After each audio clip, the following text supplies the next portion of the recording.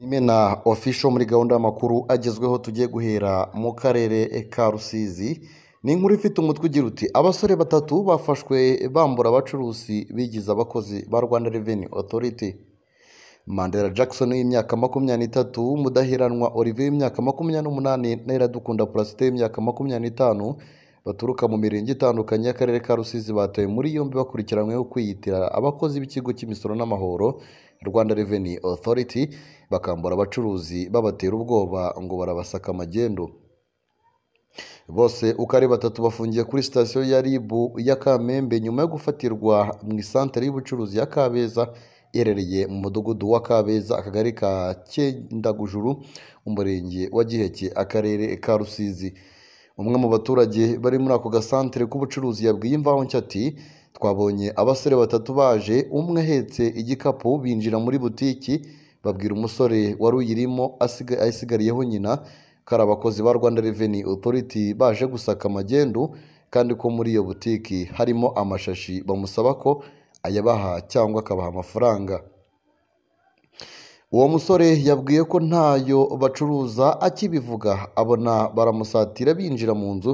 Umusore wari uraho arababuza, ababwira ko batamubariza hanze cyangwa bagategereza nyina akaza ariko ntibamwinjirane. Babonye byanze binjiye mu kabari k'urwagwa, babwira nyirako kubaha inzoga z'amagendu zitwa Simba acuruza cyangwa akabaha amafaranga kugira ngo bamureke. Ababwira ko ntazo acuruza atanayabaha. Ati icyaduteye amakenga ni ijambo uwo musore wari wakomeje kubakurikirana yumvise bavuga ngo kuki akomeza kubagendaho, amaherezo arabateza ibibazo. Uwo musore yarabisakuje maze abaturage bahamagara Mutwarasibo ushinzwe umutekano mu mudugudu n'umukuru w'umudugudu, bagota abo basore barabafata. Yongeyeho ati twabicaje hasi tubaka ibyangombwa, dusanga babiri gusa nibo babifite, undi afite igikarine kiriho nimero za telefoni nyinshi ariko nta kimuranga na kimwe afite. Igikapu bari bafite cyarimo imyenda n'inkweto. Umukuru w'umudugudu wa Kabeza Mukandahunga Annonciata avuga ko nyuma yo kubafata no kubaka ibyangombwa bababajije impamvu baje guteka imitwe mu mudugudu ayobora, basubiza ko bamaze igihe gito bavuye mu kigo ngororamuco cya Iwawa. Ati bageze iwabo bahabwa akazi ko gukora mu muhanda, amafaranga bahembwaga arabashirana, inzara ibarembeje batekereza ahantu h'icyaro bajya guteka umutwe mu bucuruzi, bakabatera ubwoba ko ari abakozi b'ikigo gikomeye, bakabakuramo amafaranga. Batekerezaga ko aha bahita batekereza aha iwanyu. Yakomeje avuga ko badashobora kwemera ababoneramo abatekaho imitwe. Ati mu mudugudu wacu turi maso, ntiwakwemera uwaza kudutekaho imitwe mu buryo ubwo ari bwo bwose. Twafashe gahunda ko uhageze tutamushyira amakenga, tumubaza ikimugenza, tukamwaka ibimuranga, twabona tumushidikanyaho tugahamagara inzego zidukuriye zikatubwira icyo dukora, kuko nk'aho twahise tubajyana ku biro by'umurenge RIB iza kubatwara. Umunyamabanga nshingwabikorwa w'umurenge wa Giheke Ngamije Ildefonsi yashimiye abaturage bagize amakenga, abasaba gukomerezaho, uwiyitirira urwego runaka bakajya babanza kumubaza ibimuranga.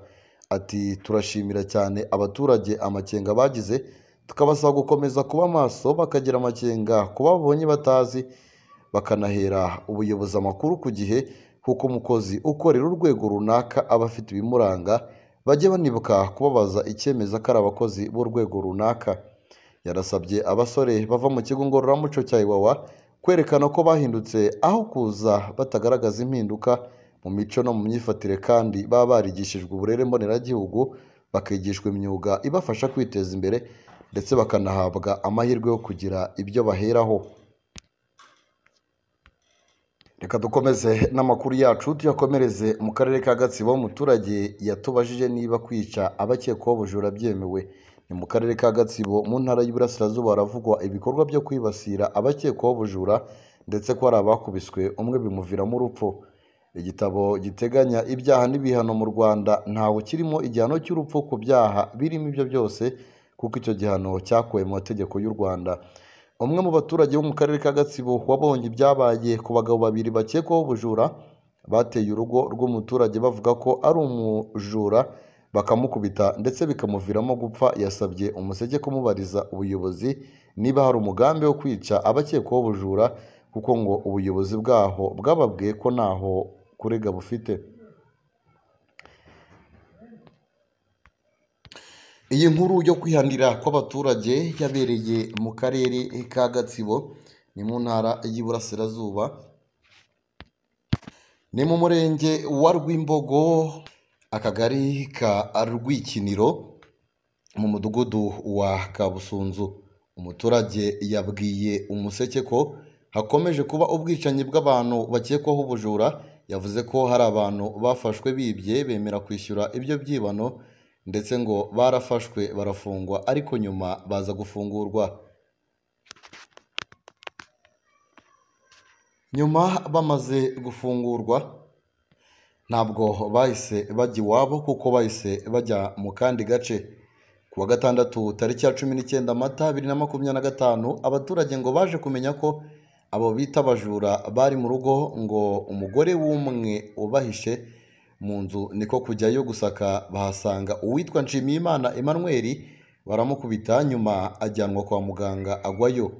Undi bari kumwe we yabashije kubacika ariruka baramubura. Uriya muturage avuga ko n'ubu agishakishwa. Uwahaye amakuru Umuseke ati bakubiswe n'ubuyobozi bw'umudugudu, umwe arapfa. Ubuyobozi buvuga ko batemerewe kurega kuko ngo ari abajura. Ese umuntu yemerewe kwica? Ese uwibye wese ntiyicwa hasigara iki?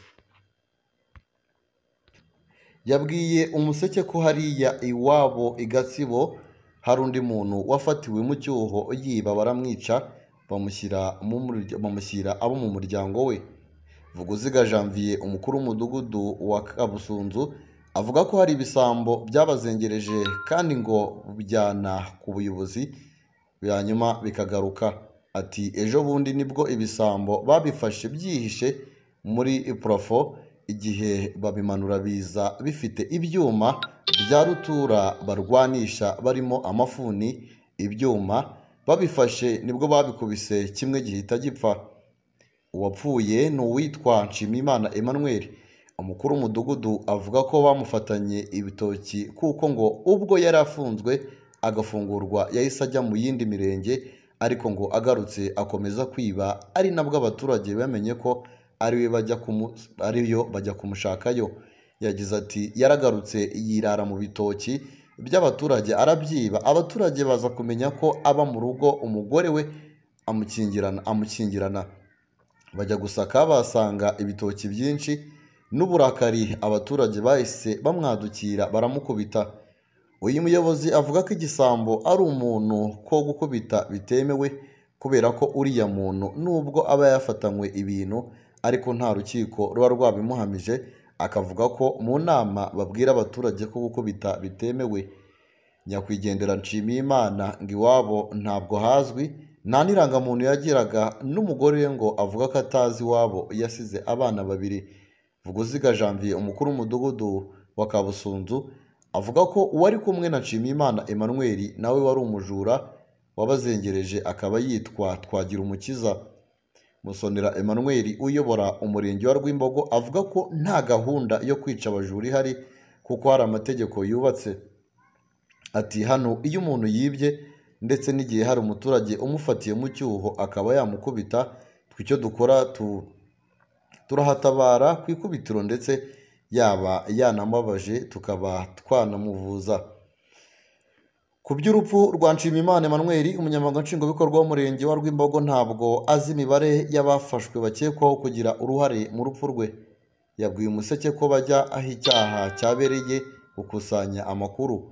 Uyu muyobozi avuga ko mu murenge we nubwo umutekano wifashe neza ariko hari ubujura bw'amatungo cyane inka. Akavuga ko abakekwaho bene ibyo byaha bafata bakabajyana mu buyobozi, bamwe bakajya mu nkiko, abandi ngo bakajyanwa mu bigo by'ingororamuco nka Iwawa ndetse na Nyamagabe bitewe n'icyiciro cy'ibyaha bakora. Igihe twakoraga iyi nkuru twagerageje kuvugana n'urwego rw'igihugu rw'ubugenzacyaha ntibyadukundira. Inkuru y'ikinyamakuru Igihe yanditswe ku itariki ya 6 z'ukwezi kwa 9 2023 ivuga ko ubujura bworoheje buri ku mwanya wa kabiri ku byaha byiganje mu nkiko byakorewe umuryango nyarwanda mu mwaka 2022-2023 nk'uko bikubiye muri raporo y'umwaka y'ibikorwa by'urwego rw'ubucamanza. Icyaha cyo kwiba kiri mu byiganje cyane mu nkiko z'u Rwanda. Icyo gihe hakiriwe dosiye zikabakaba mu 10,000 mu mwaka umwe. Imibare igaragaza ko abakurikiranweho icyaha cy'ubujura bangana n'ibihumbi 40,586 mu gihe urubyiruko rufite hagati y'imyaka 18 na 30 rugize 59% by'abakurikiranyweho bose nk'uko byatangajwe n'ubushinjacyaha.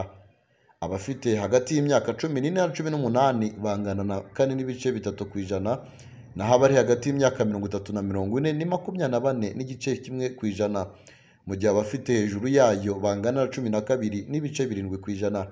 Iki cyaha kiganje mu bakiri bato, ariko hari n'abafite guhera ku myaka 61 gusubiza hejuru bagikurikiranyweho bagera kuri 414 bangana na 1.1% nk'uko iriya nkuru ya Igihe ibivuga. Umuntu wese uhamijwe n'urukiko icyaha cy'ubujura ahanishwa igifungo kitari munsi y'umwaka umwe ariko kitarenze imyaka 2 n'ihazabu y'amafaranga y'u Rwanda atari munsi ya miliyoni 1 ariko atarenze miliyoni 2. Itegeko kandi riteganya ko uwahamijwe iki cyaha ashobora gutegekwa gukora imirimo y'inyungu rusange mu gihe cy'amezi 6. Nanga dusoreje amakuru twabateguriye tubutsa kugira ngo mukande subscribe hanyuma mujye mubasha kubana natwe.